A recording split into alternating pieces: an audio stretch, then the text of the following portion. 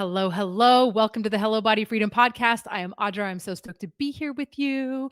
Just a personal update for everybody. If you are following the podcast and you are listening, we already have 1,000 downloads. This has been the funnest freaking thing ever. I love doing this. So I'm really happy to be doing this, just so we know. And if you are watching, so you can listen to this on all of the podcast platforms, but you can also watch on YouTube. You might notice I don't have a total disaster and I don't have psycho cats around because the foster kittens that I've been taking care of, and they have unfortunately been stuck in my office. It's not a bad office. I wouldn't mind being stuck in here, but for a whole month. And man, they were getting ready for their forever home and ended up one of my clients reached out to me and she lives 7 hours exactly north of me. And we did a road trip to meet right in the middle. Her and her husband were like, oh my goodness, we love them. And so they found their forever home. And I am so happy. I did not mean to be a foster person. I actually have 3 cats. I don't even want to get into that. I never thought of myself as a cat person, just so we're clear. I have like my dog and I'm in love with him. He's a 5-pound Yorkie Poo. I call him my soul dog because he's just so special and such an amazing dog. But I have been blessed with a family who they are really into cats, like really. And I was against them forever because 2 of the crazy cat people in my family are also allergic to them. It's like, how are you allergic to, and yet you still want cats? Anyhow, I'm not going to get into the story. That's a story for another day of how we ended up acquiring 3 cats since 2020, but we have. To have to foster 2 other cats was insane. So I am just like so happy. I've like completely cleaned my office. I have like nervous system down regulation, knowing that these kittens have the most amazing forever home, knowing that my own cats who were like, where have you been for the last month? They're like coming back around and my family's happier because they weren't thrilled. That it was a lot. It was a lot. And I have so much respect for people that foster. I have met some unbelievable, like angelic people in Dallas, in the Dallas Fort Worth area, rather. Since I started this process, I know of 40 different rescues and fosters. And if there's one like thing I can get behind, like one real like political thing I could get behind is every single effing one of us should be spaying and neutering our pets because then we wouldn't have a pet problem. The reason I couldn't find them a home is because no other fosters could take them because they're just filled. I had to do it or they were going to be lost in the streets. And there's just no reason for that. We don't have to have overpopulation of pets because there's plenty. We just need to spay and neuter our pets and let them be pets. Yeah, that feels really important to me now after everything I've been through this month. That is my personal life, and I am really excited to be over on this side. The other thing I want to talk about is birthday season, just as another little fun thing. And I wasn't planning on talking about this, but I want to share with you, y'all, especially like my life and from a standpoint of how do I manage birthdays and this and that. So my birthday was July 21st and I'm recording this in August. And so my mother's birthday is on the 17th of August. My partner's birthday is the 24th of August. It's just like birthday season. And anyhow, I was just thinking of you all because we had this amazing dinner planned and we went to a steakhouse. We do live in Texas, and it was freaking delicious. I don't eat steak very often, but I do love a filet. I love it with a glass of wine. I love it with baked potato. I got a twice baked potato.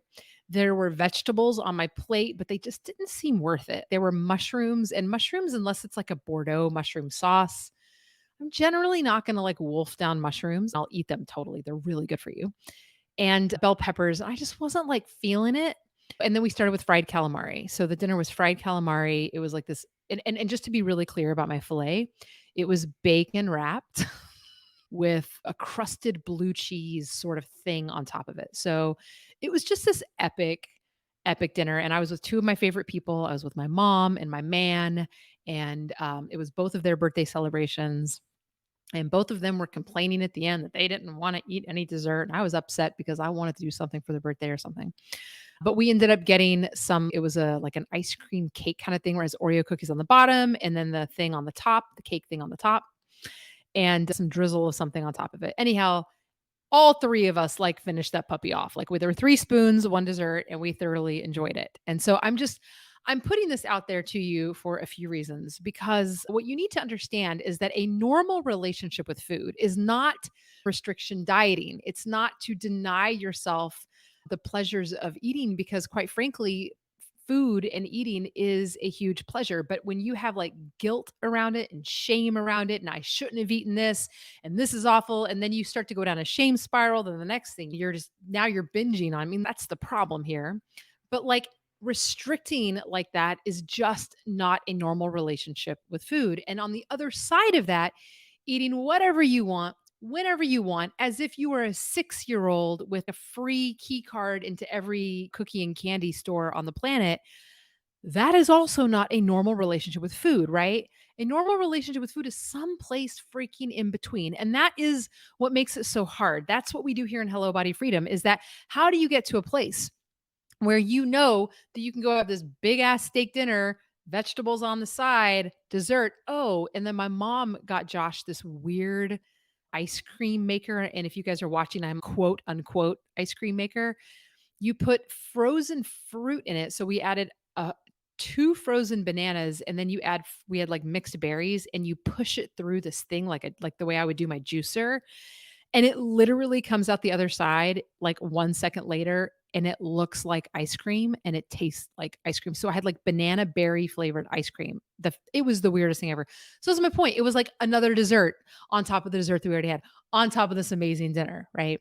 Zero guilt, zero weight gain, like all the things. And quite frankly, because it was birthday season in July, I could tell you 3 or 4 other dinners that have been exactly like what this has been as well. So, what we have here is a situation of how do I learn how to be in a normal relationship with food where I don't have guilt in these situations, where I learn how to boundary myself. And I've heard this quote, and I can't remember who said it. I think she was a licensed social worker that specializes in helping people with food. I literally can't remember her name, but I love her quote. It is, we are learning, if we want to really talk about a normal relationship with food, what we're learning how to do is how to say yes to food and no to food in the right balance, in a way that works for our health, our body, our social life, right? And what happens if we are struggling in our body, we have not learned how to do that.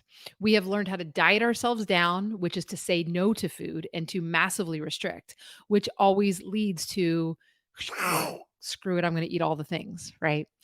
And I don't know, I just wanted to share that with you because it's just not a thing. We have junk food in our pantry all the time because I have an 18-year-old in my home and our 20-year-old was home for summer. And quite frankly, my man eats a lot of junk food. My experience of living in a house with a lot of junk, like I say junk food, I really should say fun food, but it's like real, like, like highly processed, high sugar, high salt, high fat, low nutrient density food that's in my cupboard all the time. But my relationship to it is neutral. My relationship to it is I can take it or leave it. My relationship to it is calm. It's like nothing. And this is what we teach at Hello Body Freedom. And so if you are not there, there is work to do. There is work to do. So, with that said, I'm going to first off, if you want help with that, you go to hellobodyfreedom.com. You could just go to hellobodyfreedom.com. And then when you click on that, you are going to see an option for joining our Path to Freedom challenge. It is a completely free challenge. You just got to get in there. You got to join. If you haven't done it yet, what are you waiting for, dude? What do you have to lose? It's effing free. Come on, go do that. And so we really go deep into understanding what it takes to get to this level. So just thought I would share that. And finally, we're going to get to what we're actually supposed to be talking about today, which is holiday weekend fun without blowing it. And what's great is holiday weekend fun could also be like birthday month. It's very similar. It's like when you have a situation where it's not the norm. It's not the normal Monday through Friday, clean the house on the weekend, whatever. It's where, oh, it's a party, it's a celebration, it's something different, right? How do you actually enjoy what the thing is without blowing it? All right. And so here in the States, Labor Day weekend is this weekend. I literally didn't realize that until about an hour before this podcast episode. I'm like, that's what we need to talk about. We need to talk about how it's Labor Day weekend. It's a 3-day weekend here in the States. And quite frankly, it's like the last hurrah of summer. It's barbecues and beaches and fun and out to eat and booze. And there's a family. Like it can be, it doesn't have to be that way, but it can be like a fun 3-day weekend. I know we're getting together with family and we're going to be going out to eat and things like that. And so, what are we going to do? How do we handle this? How do we work with? How do we work with? We have goals for ourselves, right? We want things that we want for ourselves in terms of relationship with food, relationship with body. A lot of us are on a weight loss journey. I'd say 90% of everyone that comes into my world is, yeah. And trust me, weight loss is a part of this healing journey as well. So, what the hell do we do? So, I'm going to go over one, two, three, four, five. Yeah. I'm going to six. I'm going to give you six. We're going to go over six steps. Six steps to enjoy this holiday weekend without blowing it, unless you want to blow it. That's very important that you hear that, unless you decide that you're okay with blowing it. So let's start with step one. The very first thing, and today, hopefully, you're listening to this before a holiday weekend or before any like big event or something like that, because really it's whether it's Labor Day, whatever bank holiday, whatever Memorial Day, whatever, this is your process. So get ready to rock, party people. Number one, and this is very important, you need to make a decision. What do I mean by that?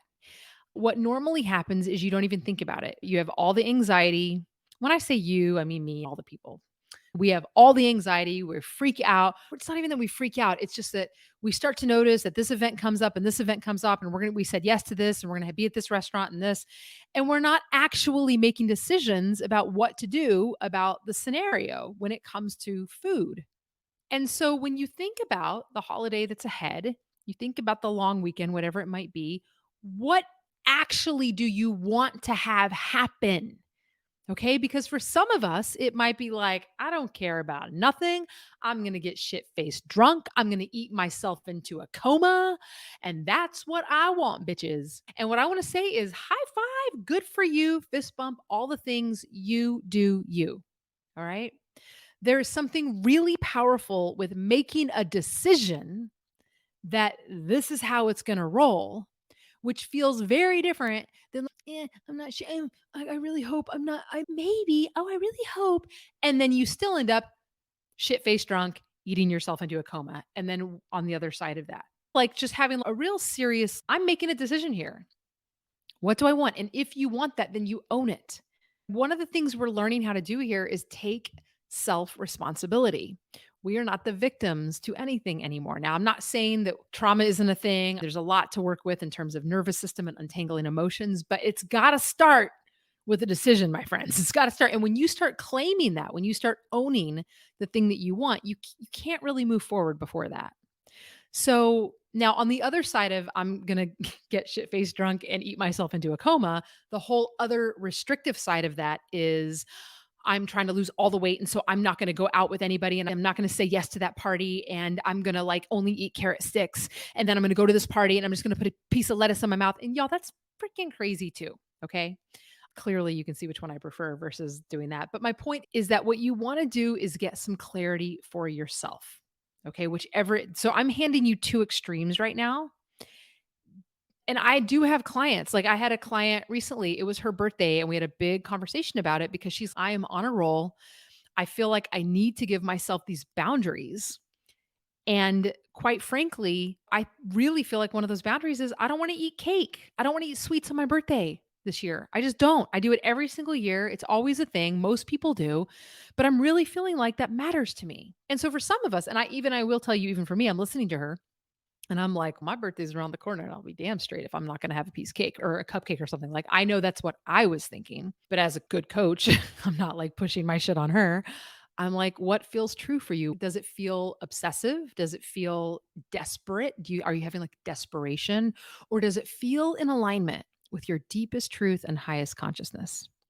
And we got quiet, closed the eyes, took a couple of deep breaths, put a hand on a heart and a hand on a belly. And I don't know why that works, but it works all the time when you can pause and just get still and quiet. And this really matters to me. And I'm like, great. Okay. What happens if, let's say you do it, you decide not to have the thing. What's going to happen on the other side of that? It's your birthday. Are you going to be like upset and frustrated, victim, or are you going to be proud of yourself? And I'm going to be so damn proud of myself. Boom. She made the decision. Okay. So I've given you two ideas. I'm going to eat myself into oblivion, drink myself into oblivion, or don't even go out, have a piece of lettuce, don't have sweets on my birthday. We have two big extremes, but in the middle, which is what we do in Hello Body Freedom in terms of learning how to find middle ground, especially for a long weight loss journey, is what does that middle ground look like? So the very first thing is just to decide. It does not matter if you go in extreme one direction or if you hang out in the middle, but the very first thing must be decision. And so if you are deciding, okay, does this decision include food and what does that look like? If I'm going to go to this party, what does eating the food seem like? Can you envision what it's like? How many of us go to parties and then the next thing we know, we have one or two things in our mouth, we have one or two drinks down our body, and then we're sitting at the food table the whole time, just absolutely lost and just eating and eating, right? What you're trying to do is create like future pace what really feels good for you.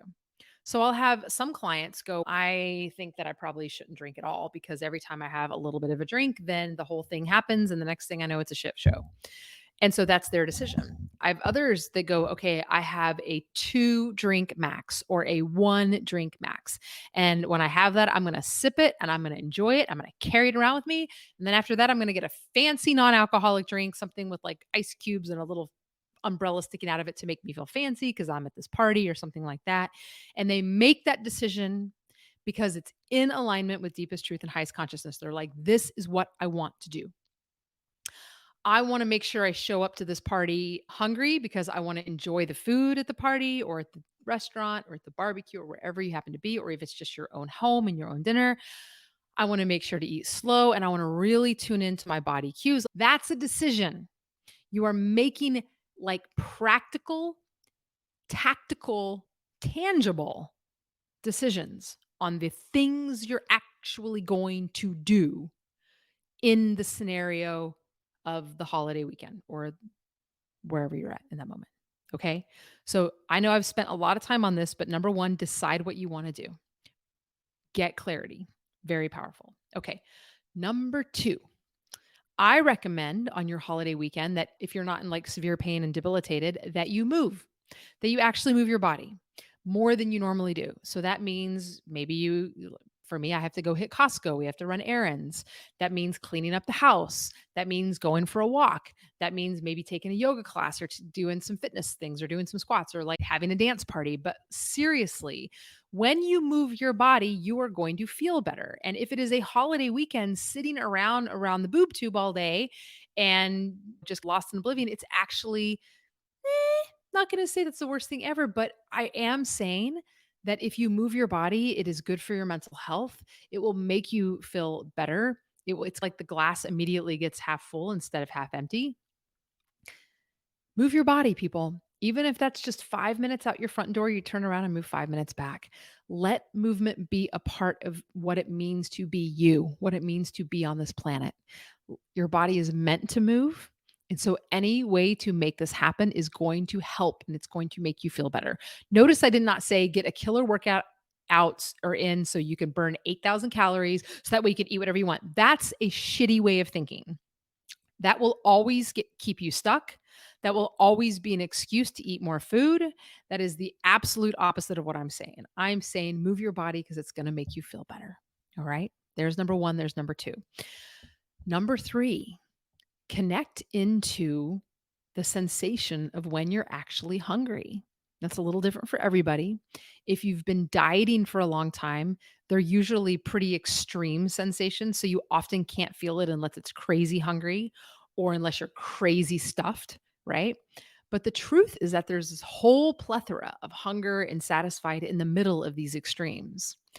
And when you start to eat, not because it's time, not because you feel like it, not because you're bored, not because you're walking through Costco and, oh, there's 18 samples. I guess I'm going to eat all 18, right? When instead you've changed the focus to, wait, am I actually even hungry? Is there some sense of physical hunger, emptiness, right? And whenever you do this on a holiday weekend or a birthday weekend, like what I was talking about with my family, freaking powerful party people, freaking powerful. Paying attention. Oh, but what if it's a party and it starts at 5 and what if I'm not hungry? You're not gonna be hungry because you ate something at 3.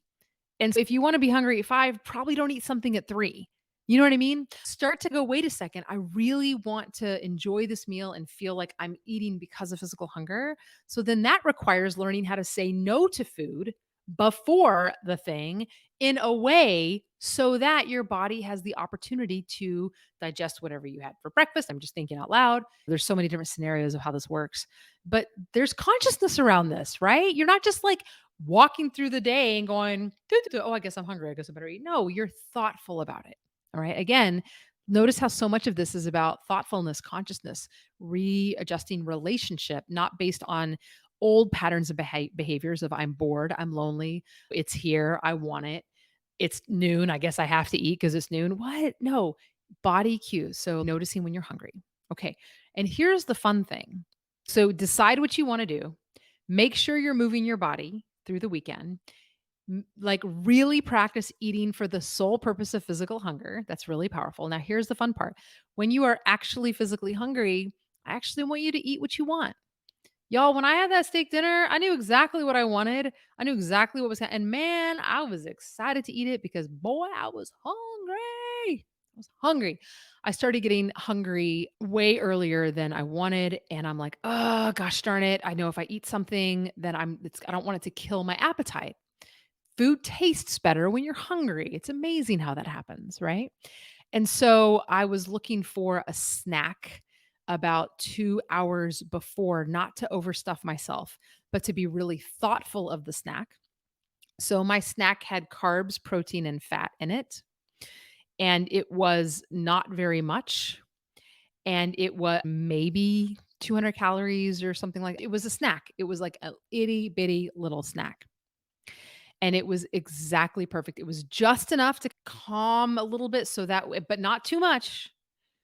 So that way I'd end up stuffing myself before this amazing steak dinner.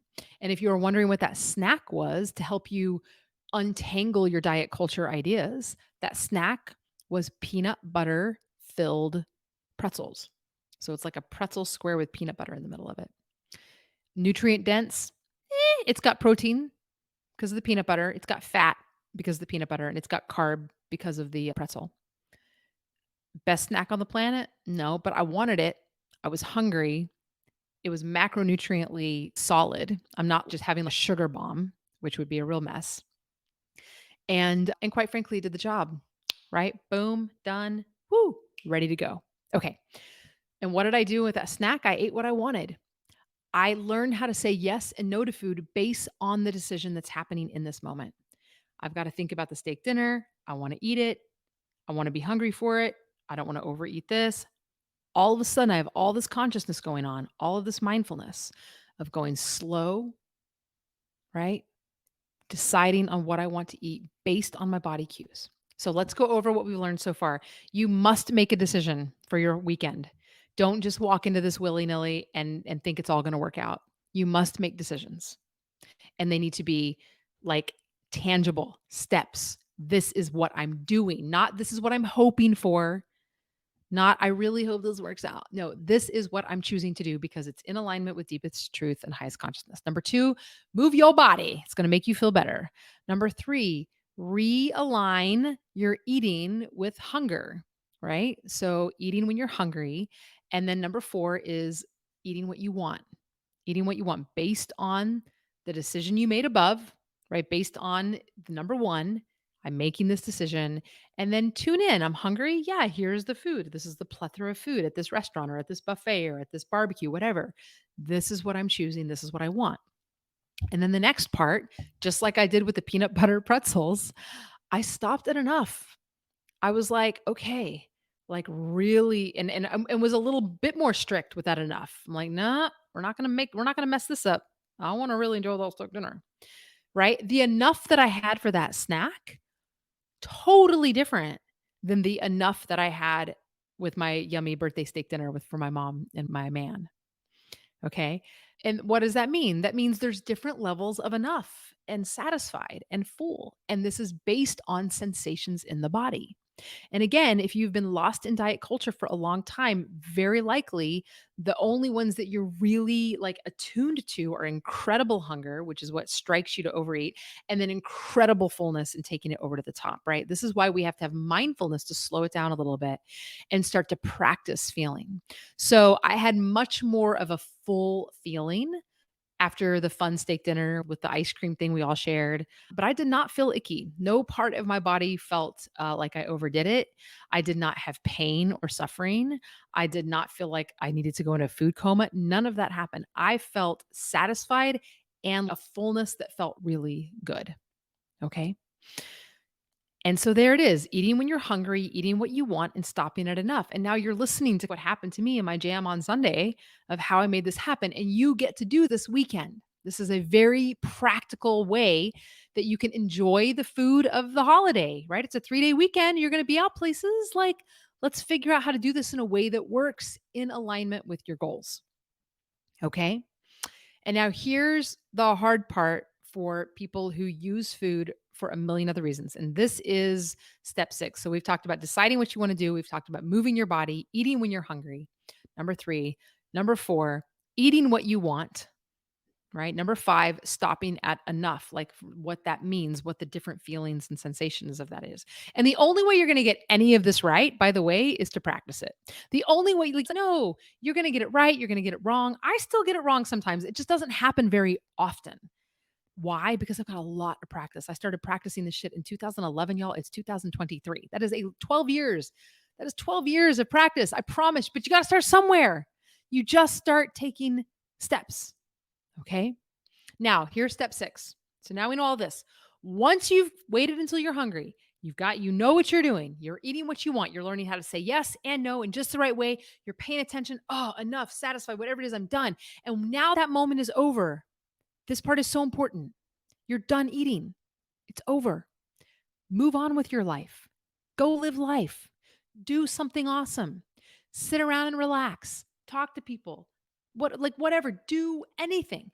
But the understanding is that food is on purpose in our life. We need food, but we also need to not think about it all the time. It should be a sense of desire when you're hungry. It should feel like this pleasure when you're eating, and it should have satisfaction when it's over. Whether it's a burger or a salad or a steak dinner or donut or peanut freaking butter pretzel things, right? This is how it works. And whenever you learn this and you start to embody this, then the next practice is to move on. Kitchen closed. Put the shit away. Go live your life. How many of us just are sitting there just obsessed with food and obsessed with this? And then oh my God, I should have eat this. Now I feel guilty. Now I feel ashamed. I don't know if I did it right. It's, oh my God, let it go. Move on. Enjoy your life. You deserve to not live a life of feeling stressed, overwhelmed, anxious around food. Now, listen, I know we've talked about a lot, but if you need help with all of these things, you need to go to hellobodyfreedom.com and join the Path to Food and Body Freedom Challenge. It is a free, completely free 5-day challenge. We hold your hand. You have a challenge mentor when you get in there. We walk you through. We talk everything we're talking about right here is really it's day 1. It is day 1 of a 5-day challenge. So if you feel like you've gotten value out of this, get into that challenge and start to really be like, "Whoa, what else is there besides that?" Whoa, mind-blowing. What will likely happen is your mind will be blown, okay? So please go take that challenge. Now, I have one bonus for you before we get going, before we're finished. All right, here we go. Bonus. Join the challenge. That's the bonus. No, just kidding. Definitely join the challenge, which you'll get a lot of bonuses for sure. But the bonus that I have is for this episode. So I want to recap it, then I want to give you a little bit of bonus. Number 1, you are making decisions for yourself. You are learning self-trust because you are saying, I am choosing the thing that's going to happen this weekend. I'm choosing it. And I am doing what I say I'm going to do. All right. You're doing right and making honest decisions about what matters most. Some of us are like, screw it. Some of us are like, no, I've got huge goals. And this matters right now. And some of us are like, man, how do you still enjoy it in the middle ground and still reach your goals? Right. Wherever you are, make the decision. Number 2, move your body. It's just going to make you feel better. Number 3, Number 4 and number 5 are all about your relationship to body and relationship with food, right? Which means number 3 is when you start, let eating happen because of physical hunger. Let the process of choosing, I'm going to eat this food, let it be connected to there's actual empty physical hunger here. Let that be the first thing. All right. Number 2, eat what you want. This is where you're learning how to say yes to food and no to food in just the right way. All right. If you don't know, you're never going to know unless you try. Okay. You're going to get it right sometimes, you're going to get it wrong sometimes, but the more you practice, the better and better you get. And then when you're eating, there is an actual thing that is happening where you're connecting to the food, you're connecting to the body, even when there's family, even when it's a happy birthday, and you're paying attention like, where's enough? What does enough feel like? Is the enough for the snack I had was very different than the enough for the steak dinner that I had later that evening. But stopping at enough is number 5. And number 6 is once you're done, move on, kitchen closed, live your life. Trust me, there will be another meal and another opportunity to eat. And guess what? When you follow this process of eating when you're hungry, eating what you want, you can have whatever the hell you want when you're hungry again, y'all. It's all good. Okay. Now, here's the bonus because I also know that this can stress people out. You're going to go down a hole, you're going to mess up, things happen. We have all this obsession around food, we have guilt around food, we have nervous systems that have learned that when we feel a certain intensity, if I feel bored, I eat. If I'm sad, I eat. If I'm angry, I eat. If I'm lonely, I eat. If I need to be comforted, I eat. If I'm just going through Costco, I'm eating because it's all those damn samples. And so, what really you're doing is instead of being able to feel the feeling of bored, you're just stuffing food on top of it, right? Instead of being able to smell the smells at Costco and see it and go, "Ooh, that looks good." Instead of you being able to just walk past it, which feels like, "Oh, maybe I'm missing out." That's a feeling. That's an emotion. That's a sensation in the body. Instead, what we do is we like shove food on top of it. So what I'm really asking you to do is to learn how to feel a little uncomfortable by saying no unless you're physically hungry. And so here's the bonus. The bonus is an actual nervous system bottom up thing that you can practice anywhere. And I will tell you right now, when you very first come into Hello Body Freedom as a client, this is one of the very first things that we teach in terms of skill set of regulating your nervous system. And this is, I got this from the Huberman Lab. I'm a huge fan of the Huberman Lab. It's just so juicy, such good, juicy science in there. But I love, he had this whole episode on breath work, and we have to use body based tools if we want to be holistic and we want to get through this. If not, we feel a feeling we're just going to go drink some alcohol to make it better, or we're going to go like stuff some food in our face to numb out. What we're learning is how do I feel what I'm feeling and then regulate it down. And so this is a really cool practice and we're going to do it together. And it's so easy, okay? So you're going to take 2 inhales and an exhale, but it's not like a half inhale. You're going to take a giant inhale, and when you don't think you get any more air in, then you take another inhale. So it's like you're trying to get like extra sips of air in, okay? And then you just exhale like just normal. I usually like to exhale a little slow. And all right, so I'm just going to do it with you, and I'm going to use my arms so you can see or hear. So let's see. Here, I'm going to go. Let's go. Here we go.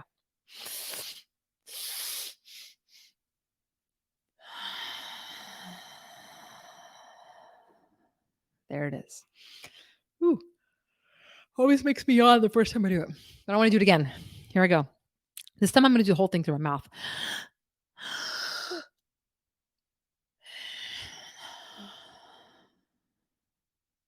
So good. It doesn't matter if it's through the nose or through the mouth. Let's do it one more time. You guys ready? Let's really do it. Big inhale, then another extra sip to get to the top.